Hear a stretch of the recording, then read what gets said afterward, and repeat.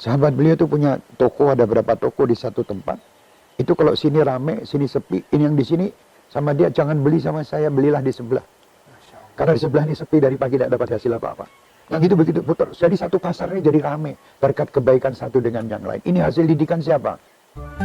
Assalamualaikum warahmatullahi wabarakatuh. Waalaikumsalam warahmatullahi wabarakatuh. Habib, masih seputar tentang Rasulullah Allahumma SAW. shalli alaihi.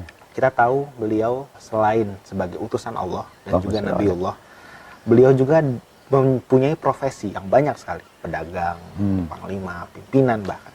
Nah, dari kisah hidup beliau, apa hal yang bisa kita pelajari tentang bagaimana hal tersebut bisa berjalan seimbang?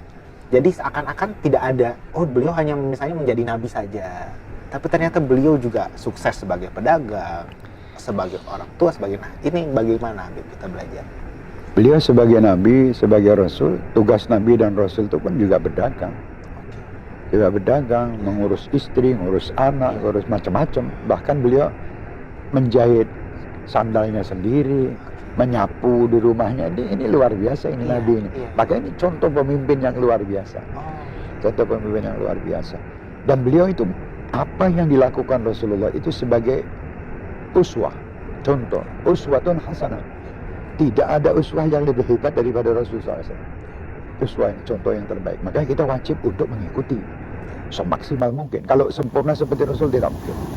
Kita bisa mengikuti Rasulullah, tubuh dan itu tidak mungkin. Ya. Jadi Rasulullah SAW bagaimana beliau ini selalu mendidik sahabat-sahabatnya.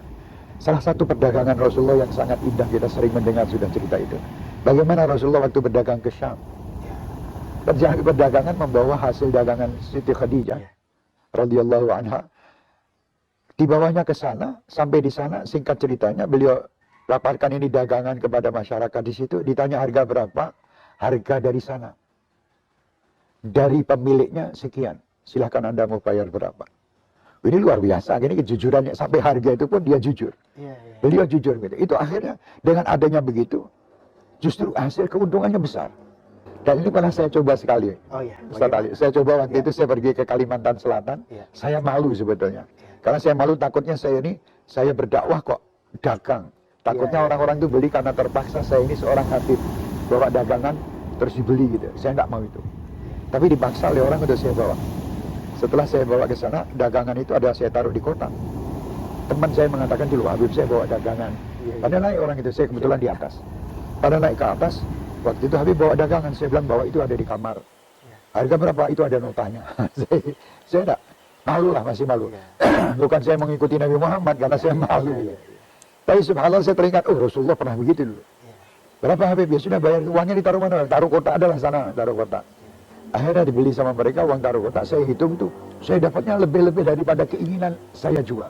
Misalnya saya akan jual itu 100.000, orang ada yang bayar mungkin 200.000, ada yang bayar mungkin 300.000, ada yang mungkin tidak bayar. Tapi subhanallah setelah kita kumpulkan semua ternyata luar biasa hasilnya. Itu salah satu cara dagang Rasulullah. Waktu kembali kepada Siti Khadijah heran, ini kok bisa seperti ini hasilnya. Diceritakan Maisarah yang waktu itu mengikuti Rasulullah SAW bahwa ini orang tidak pernah menaruh harga berapa, tidak, cuma ini harga dari sana silakan memberi keuntungan berapa. Dan itu diterapkan oleh sahabat-sahabat beliau. Sahabat beliau itu punya toko, ada berapa toko di satu tempat. Itu kalau sini rame, sini sepi, ini yang di sini sama dia jangan beli sama saya, belilah di sebelah. Karena di sebelah ini sepi, dari pagi tidak dapat hasil apa-apa. Yang itu begitu putar. Jadi satu pasar ini jadi rame berkat kebaikan satu dengan yang lain. Ini hasil didikan siapa? Rasul Muhammad SAW. Itu Rasulullah. Bagaimana beliau mengembala kambingnya, terus unta pun kalau mengeluh datang ke Rasulullah. Di dalam qasidah itu kan ada Al-Ba'ir yashkul majan. Al-Ba'ir ini unta ini. Dia mengeluh sama Rasulullah tentang kelaparannya. Wan Nabi bainal jamaah. Selain Nabi ini di antara sahabat-sahabatnya masih lagi duduk. Qala ya maulai syafa'at. Itu unta. Wahai tuanku, syafaatlah, berilah syafaat kepadaku. Kun syafi'i ya Muhammad. Jadilah engkau memberi syafaat bagiku, wahai Muhammad. Unta. Nah kalau unta aja mengeluh minta syafaat, masa umatnya minta syafaat tidak diberi. Nah itulah, itu diantara sekian banyak apa cerita-cerita tentang Rasulullah, insya Allah. Baik, ini sangat menarik dan masih akan terus berbicara Siap, seputar keteladanan Rasulullah Allahumma SAW shalli yang sangat banyak sekali. Allahumma shalli Semoga kita ada bisa memetik beberapa Amin hal ya Rabb, sehingga insyaallah. bisa kita praktekkan Amin, menjadi insyaallah. semangat kita untuk terus menjadi Insyaallah, muslim yang insyaallah. baik. Sekian dulu untuk episode kali ini. Sampai jumpa di episode selanjutnya. Tetap di Sapa Habib Syekh. Assalamualaikum warahmatullahi wabarakatuh. Waalaikumsalam warahmatullahi taala wabarakatuh.